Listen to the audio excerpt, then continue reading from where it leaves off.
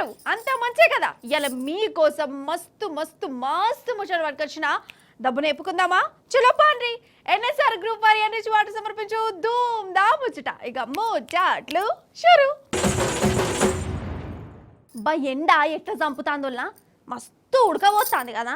Fan లేకుంటే అసలు పానం అంతా ఎటమటమవుతుంది కదా. అయితే గింత ఎండలో కూడా బ్లాంకెట్లు కప్పుకొని పడుకునేటోళ్ళని ఏమంటారోళ్ళ మీరు చెప్పురి. ఏంది పిల్ల, ఎవరన్నా తలకాయ ఉన్నోళ్ళు ఉడకబోతల బ్లాంకెట్లు కప్పుకుంటారా అని అనేరు. అరే మీకేం తెలుసోళ్ళా, చలికాలంలో ఎవరైనా కానీ చెద్దర్లు బ్లాంకెట్లు కప్పుకుంటారు, వంచుతారు. కానీ ఎండాకాలంలో కూడా బ్లాంకెట్లు బొంతలు వంచేటోళ్ళే మహానుభావులు. కాదు బీజేపీ లీడర్లు. ఆగో హైలైట్ అంటే హైలైటే పోర్రి. ఇగో ఈసారి పేరు సురేందర్ మెహతా. బీహార్లనొల్లా. బీహార్ ఆటల మంత్రి పువ్వు గుర్తు పరందామయ్య. అయితే పువ్వు గుర్తు పార్టీ పుట్టినరోజని సారు గరీబోళ్లకు బ్లాంకెట్లు వంచే పని పెట్టుకున్నాడు. అసలే ఎర్రటెండ, బయట సురుకుమంటాంది. ఇక అది చాలదని వడగాల్పులు. ఇంత ఎండాకాలంలో సారు వారు ఈ జనాలకు బ్లాంకెట్లు ఇచ్చి ఇవి కప్పుకొని వండుకోర్రి అని సందేశం ఇచ్చిండంటే అసలు మామూలు ముచ్చట్నా అనొల్లా? మంత్రి గారి తెలివికి జోహార్ అనాలనా అద్దా మరి. అసలు నన్ను అడిగితే పువ్వు గుర్తులో ఉన్న లీడర్లందరూ ఇట్లనే ఉంటారు కావచ్చు. లో అంతెందుకు, అప్పట్లా కరోనా కాలంలో మన కిషన్ రెడ్డి సారు గరీబోళ్ళ కోసం మనిషికో కుర్కురే ప్యాకెట్ వంచే కదా. ఇక ఒక్కొక్క కుర్కురే ప్యాకెట్ వంచినందుకు సారు వారి ఖ్యాతి అప్పట్లోనే కండాలు దాటిపోయింది. ఇక ఇప్పుడు ఈ పువ్వు గుర్తు సారేమో ఎండాకాలంలో బ్లాంకెట్ వంచి కిషన్ రెడ్డి సారు ఖ్యాతిని దాటేటట్టే ఉన్నాడు పోన్రి.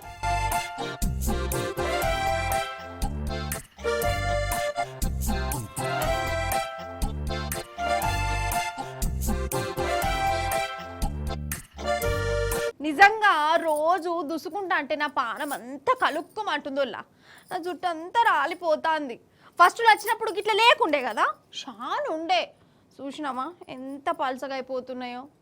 కానీ నిజంగా దునియాలో మన మనుషులు దేనికి బాధపడకుండా కష్టాలు ఎన్నొచ్చినా గుండె బండ చేసుకుంటారేమో కానీ ఎంటికలు రాలిపోతుంటే మాత్రం అలా పానం అంతా కలుక్కుమంటదోల్లా. అంతేనా కాదా? అందుకే కాదు, జుట్టు రాలకుండా ఎన్నెన్నో నూనెలు, షాంపులు, క్రీములు, మన్ను, మశానం వస్తున్నాయి కదా. ఇక మొగోళ్ళదైతే ఇంకా పెద్ద బాధ.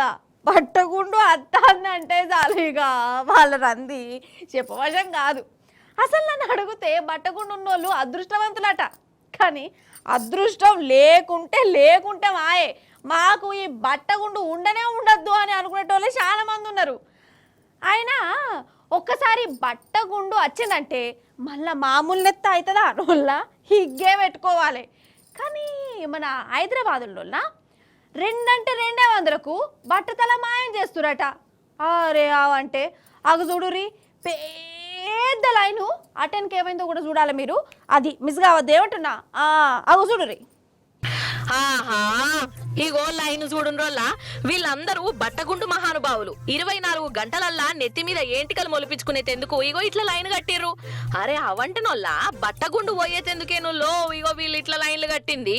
లాస్ట్ కత్తే అసలుకే ఎసరు తెచ్చుకున్నారు. అయితే మన హైదరాబాద్ పాత బస్తీలా వకీల్ అనేటోడు బట్టతలతో బాధపడుతున్నారా, నా కాడికి రండ్రి, 200 రూపాయలకే మీ నెత్తి మీద ఏంటికలు మొలిపిస్తా అని అడ్వర్టైజ్ చేసుకున్నాడు. ఇక ఇంకేమున్నది, చాలా మందికి బట్టగుండు అంటేనే పెద్ద అంతర్జాతీయ సమస్య లెక్క మారింది కదా. ఇక బట్టగుండు ఓడగొట్టుకునేందుకు 100 మంది వచ్చిర్రు. 200 చదివించుకున్నారు. ఇక వకీలు ఏం చేసిండు, వాళ్ళకున్న ఆయన్ని ఏంటికలు కూడా తీసేసి గుండు కొరిగిండు. అటెనక గుండు మీద ఏదో నూనె రాసిండట. ఇక 24 గంటల తర్వాత ఈ గుండును చూసుకో, ప్రభాసు, అబ్బాసు, రామ్ చరణ్ కు కదా ఉన్నట్టు మా ఎంటికలు మొలుగుతాయి, బట్టగుండు మాయమైతది అని చెప్పిండు. ఇక 24 గంటలైనాక ఆ గుండు గాయ చేసింది. వాడు రాసిన మందు తిరగబడింది. గుండు మీద అన్ని బొబ్బలు వచ్చినాయటనులో బొబ్బలు కీస్ అనుడు ఇగో ఇల్లంతా అయింది. ఇక దావకాన్ల పొంట ఉరికిర్రు. చూసినావా కథ ఎట్లున్నదో? కాదల్లా ఏమన్నంటే మీకు కోపాలు బాగస్తాయి గాని బయట ఎవడు ఏం చెప్పినా నమ్ముడేనా అనోళ్ళు నాకు తెలియక అడుగుతా. బట్టగుండు ఉంటే ఏమైతది? అసలు బట్టగుండు పోతుందని చెప్పుడుతోనే రయ్య ఓవుడు. వాడు చేయమన్నది శేషుడేనా? నిజంగా ప్రపంచ కుబేరులే బట్టగుండుతో ఉంటాన్రు. పెద్ద యాక్టర్లే బట్టగుండు మీద విగ్గులు పెట్టుకుంటున్నారు. మరి వాళ్ళ కాడ లక్షల కోట్ల రూపాయలున్నాయి. నిజంగా బట్టగుండు పోతుందంటే అందరికంటే ముందుగానే వాళ్ళు కోట్ల రూపాయలు ఇచ్చి చేయించుకుంటారు కదా. 200 రోజులకే బట్టగుండు మాయమైతుంది అనుడుతోనే నమ్ముడేందో గాయంతో సోయి ఉండదా ఏందో ఏమో పో ఆఖరికొత్తే ఏమాయే బట్టగుండు పోతుంది అనుకుంటే పెద్ద బక్రాలు అయిపోయాయి. అయితే మొన్నటిది ఒక ముచ్చడి చెప్పాలి మీకు. అయితే మన హైదరాబాదులో కొందరు దందాలు చేసేటోళ్ళు ఎట్లుంటారంటే కొందరేంది మొన్న కోటికి పోయినా పిన్నీసులు కమ్మలు బుట్టలు కొందామని. అయితే అక్కడ రేట్ ఎంత అని అడిగిన. ఇక ఆ రేట్ నాకు నచ్చలే. సరే ఇక మంచిదని పోతా అంటే నీకు ఎంత కావాలి, ఇప్పుడు కొంటావా కొనవా, కొనుడే కావాలి, టైం పాస్గా అడిగినవా, నువ్వు కోనని పట్టుబట్టండి వాళ్ళ ఒక బండి అయినాయి. ఓష్ని గిరేను బావురో నాయన, నాకే భయం అనిపించింది. అటెనక ఇక ఎట్లనో గట్ల తప్పించుకున్నా, మనకాన్నే అనుకున్నా. కానీ అంతటా గట్లనే ఉన్నది కదా కథ. అగ చూడురి. ఓష్ని ఇదెక్కడి లొల్లిరా నాయన. అగ చూడు ఎట్లా కొడతాండ్రో చెప్పులు బెల్టులతోని. ఇది గెట్టు పంచాదో లేకుంటే ఆడోళ్లను షిడాయిస్తే పుట్టిన పంచాదో కాదు, ప్రసాదం ప్రసాదం పంచాది.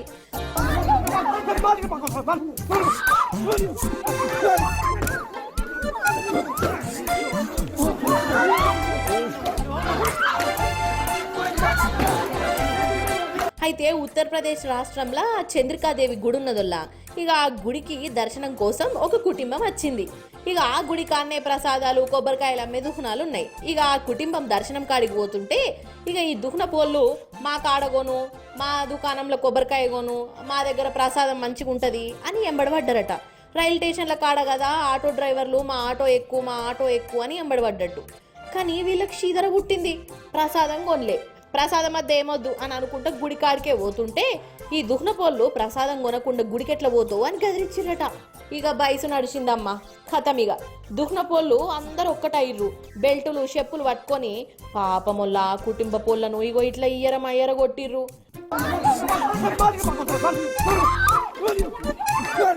అరే అసలు ఏం మనుషులోళ్ళ వీళ్ళు, వ్యాపారం చేసుకునేటోళ్ళు గిట్లా కొట్టొచ్చినా అందున గుడి ముంగట ఈ రామాయణం ఏంది?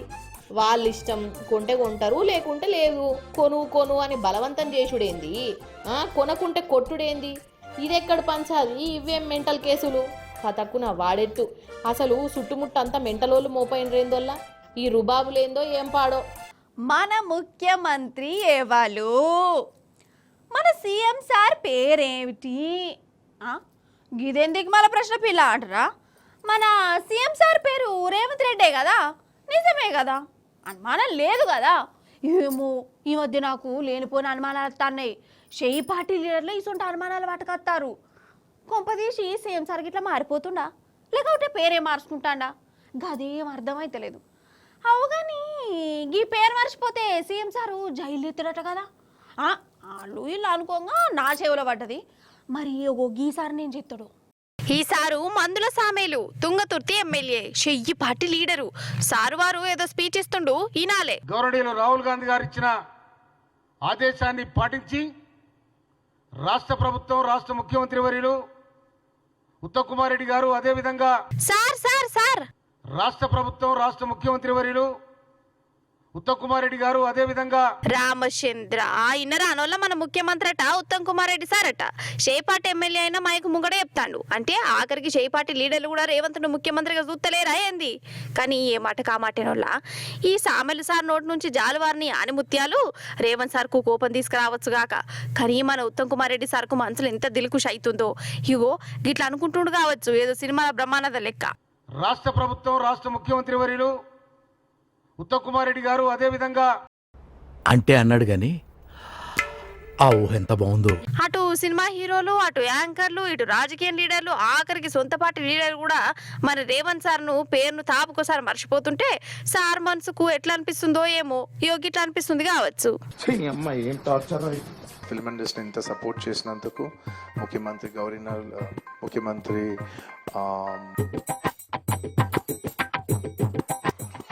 మాట్లాడి గొంతారిపోయింది. మన ప్రియతమ నాయకులు తెలంగాణ రాష్ట్ర ముఖ్యమంత్రి గౌరవనీయులు శ్రీ కిరణ్ కుమార్ గారు 1 ఇయర్ ల రాష్ట్ర ముఖ్యమంత్రి కిరణ్ కుమార్ రెడ్డి గారు 1 ఇయర్ ల రాష్ట్ర ముఖ్యమంత్రి కిరణ్ కుమార్ రెడ్డి గారు 6,500 కోట్ల రూపాయలు ఈనాటి ప్రభుత్వం ముఖ్యమంత్రి కేటీఆర్ గారు. అసలు ఈ దొంగల తెరువుకు పోనే పోవద్దని అనుకుంటూనే ఉన్నాను నేను. కానీ ఏం ఫాయిదా, వాళ్ళు పర్ఫార్మెన్స్లు చూపిస్తూనే ఉంటారు, ధూమ్దా ముచ్చట్లకు అత్తనే ఉంటారు. నేను వాళ్ళ గురించి చెప్తూనే ఉంటా. చెప్పుకుంటేనేమో అదో బాధ, చెప్తేనేమో ఇదో బాధ.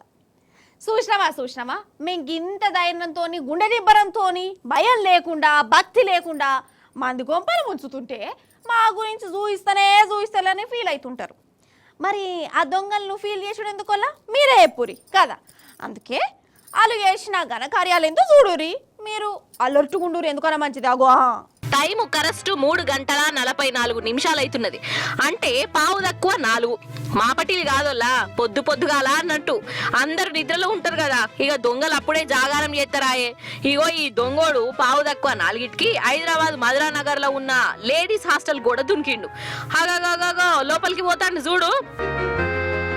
దర్వాజలకు బేడం పెట్టుకోలే కావచ్చు, అగో గట్ల పెట్టుకోకుంటే ఎట్లా. ఇక వీడు మంచిగా సొర్రి పాపం ఆడవిల్లల కంప్యూటర్లు, బ్యాగులు, ఫోన్ ఛార్జర్లు ఒక మూట కట్టుకొని ఎత్తుకుపోయిండోల్లా. అగో చూడవు పని పోతం చేసినాక దర్జాగా ఎట్లా పోతాండో. అగో చూసిర్రా వాని ముఖము సీసీ కెమెరాల మంచిగానే పడ్డది. కెమెరా లేదనుకున్నాడు కావచ్చు, వీని చేతులు ఇరిగిపోను. పాపం ఆడవిల్లలు ఊర్ల నుంచి వచ్చి హాస్టల్లో ఉండి ఈడ కొలువులు చేసుకుంటుంటే ఈ దివానాగాళ్ళేమో ఇగో ఇట్లా వాళ్ళ సామాన్లను ఎత్తుకపోబట్టే. వీని ఏం చేయాలి? ఇక కష్టపడి ఆడోళ్ళు నౌకర్లు వేసుకుంటుంటే వీనికేం రోగం వచ్చే? కాళ్ళు చేతులు చక్కగానే ఉన్నాయి కదా. దొంగతనాలకు తెగబడ్డాడు దివానగాడు.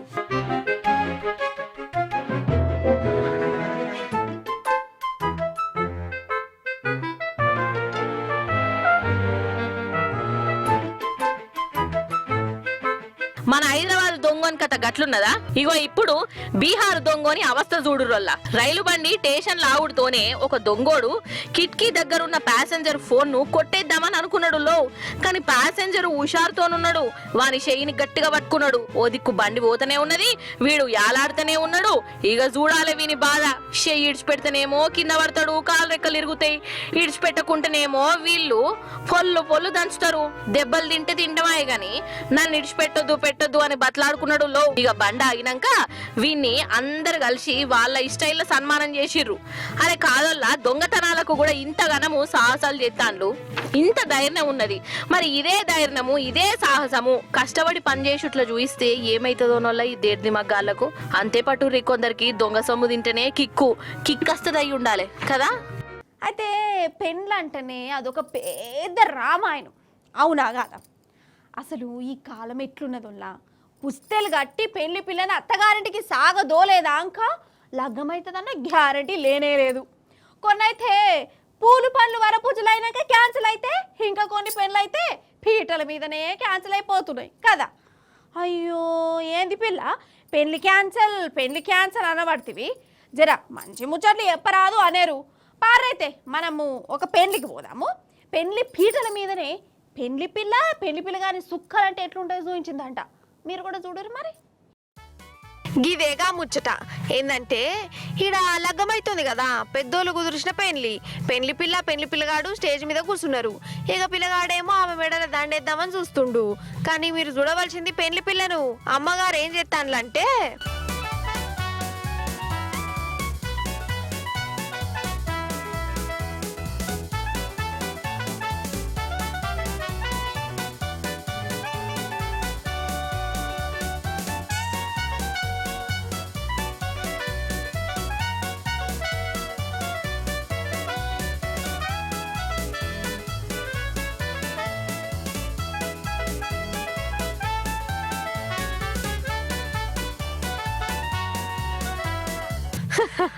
టీవీలో చూస్తున్నా, నేనే దడుచుకున్నా. ఇక పెళ్లి పిల్లగాని పరిస్థితి ఇంకెట్లున్నది కావచ్చు. ఎనుకున్న మనిషి అయితే దయ్యం వచ్చింది అనుకున్నాడు కావచ్చు. గుండె పోటొచ్చినంత పని అయింది ఆయనకు. మరి పెళ్లి పిల్ల గిట్లెందుకు చేసింది కావచ్చు? కరెక్ట్ లగ్గమయ్యే వాళ్ళకే గిట్లెందుకు అయింది? కావాలనే చేసిందా, లేకుంటే ఈమెకు అమ్మవారికి ఇట్లా ఊనిందా? ఏందో ఏమో పట్టు. పెళ్లికి ముందే పెనుటికి అమ్మవారు అవతారం చూస్తే ఇక పెళ్లి అయిపోయినాక ఇంకేనా అవతారాలు చూడవలసి వస్తుందో ఈయనే పాపం.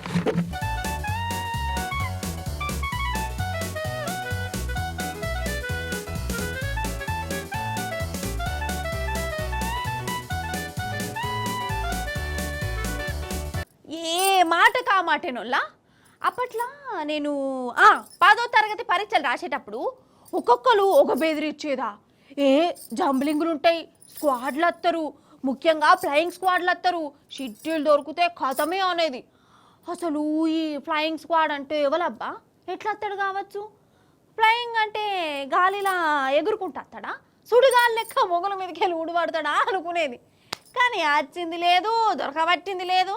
కానీ ఒక పరీక్ష సెంటర్కు మాత్రం మొగల మీదకి వెళ్ళే ఫ్లయింగ్ స్క్వాడ్ వచ్చిందట. మరి మనం కూడా పోయి దర్శనం చేసుకుందాం పండ్రి.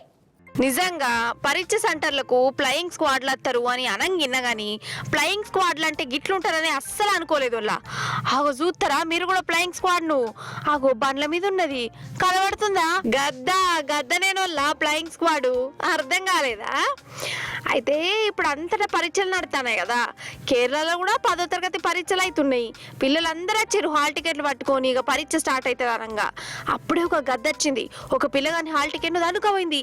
అరే అంటే చూడు ఎత్తుకపోయి ఆరామ్స్ ఎట్లా చూస్తాందో, దాని కాలకాడున్నది పిల్లగాని హాల్ టికెటే. ఇక ఎప్పురి కథ, పరీక్ష రాయాలంటే హాల్ టికెట్ కావాలి. ఆ హాల్ టికెట్ నేమో గద్ద ననకపోయింది.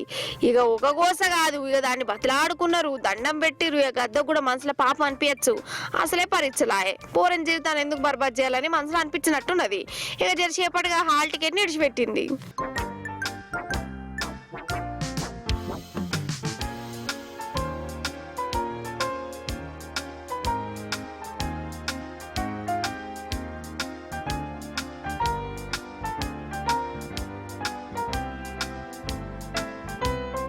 ఏ మాట కామాటేనోళ్ళ, ఎవరన్నా మన వస్తువులను సామాన్లను కోడిపిల్లలను ఎత్తుకపోతే గద్దె లెక్క దనకపోయారనుకుంటాం. భూములను కబ్జా చేసిన పెద్దోడు కాదు వాడు పెద్ద పెద్ద గద్ద అని అంటాం. కానీ నిజంగానే గద్దచ్చి హాల్ టికెట్ ఎత్తుకపోయి జరిసే భాగవాగ జగన్నాథం చేసింది.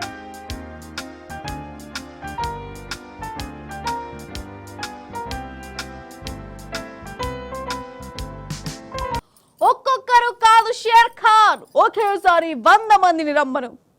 బా అసలు ఏమన్నా డైలాగా? ఒక్కొక్క పిట్ట కాదు షేర్ ఖాన్, ఒకేసారి 100 పిట్టలు తిరుగుర్రి. ఇది ఎట్లున్నదల్లా డైలాగే కదా, బాగా కులిపోయింది అయ్యింది. సరే సరే కానీ మీరు రోబో 2వ భాగం సినిమా చూసిరానులా? అందులో పచ్చిరాజు గూండగాడు వందల వేల పక్షులు మొగల మీద ఇట్లా తిరుగుతాయి వాళ్ళ. గ్రాఫిక్స్లో ఏమన్నా తీసిరా అసలు? మరి గ్రాఫిక్లో చూస్తేనే గంత పర్షాన్ అయితే ఒరిజినల్గా తిరిగితే ఇంకెంత పర్షాన్ అవుతారో కదా, చూడరు మరి.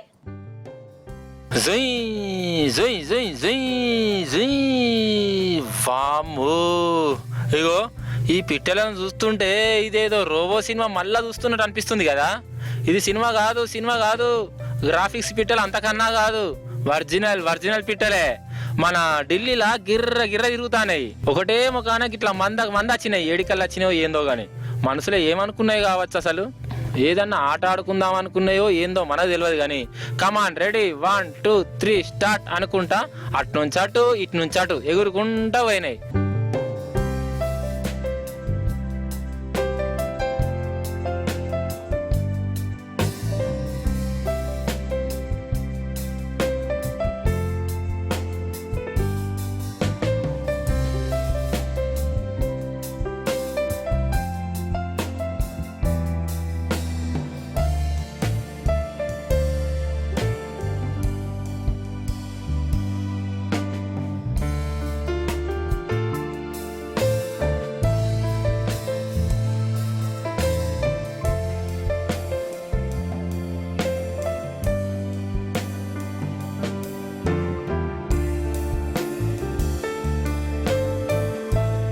కానీ ఇలా చూడు, మనం ఇంట్రోలు కదా ఎయిర్ షో పేరుతో యుద్ధ విమానాలు మూల మీద తిప్పినట్టు ఇవి కూడా ఒక పద్ధతి ప్రకారం తిరుగుతున్నాయి కదా. మరి వీటికి ఇంతగానం క్రమశిక్షణ ఎవరు నేర్పించిరు కావచ్చు, ట్రైనింగ్ ఎవరిచ్చిరు కావచ్చు.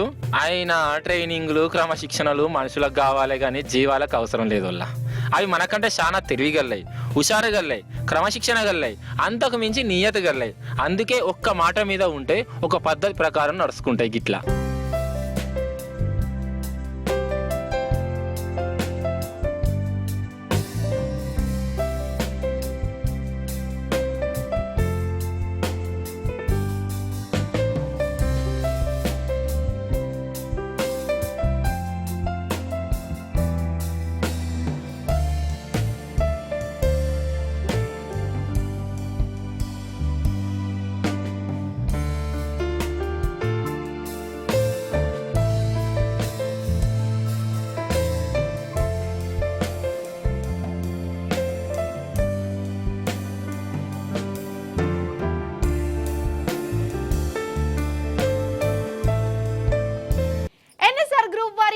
వాటి సమర్పించు ధూమ్ దామ్ ముచ్చట ఎగ్గివలా ఇవాళ ధూమ్ దామ్ ముచ్చట్లు మంచిగా ఉన్నాయి కదా, మస్తు చెప్పినా కదా.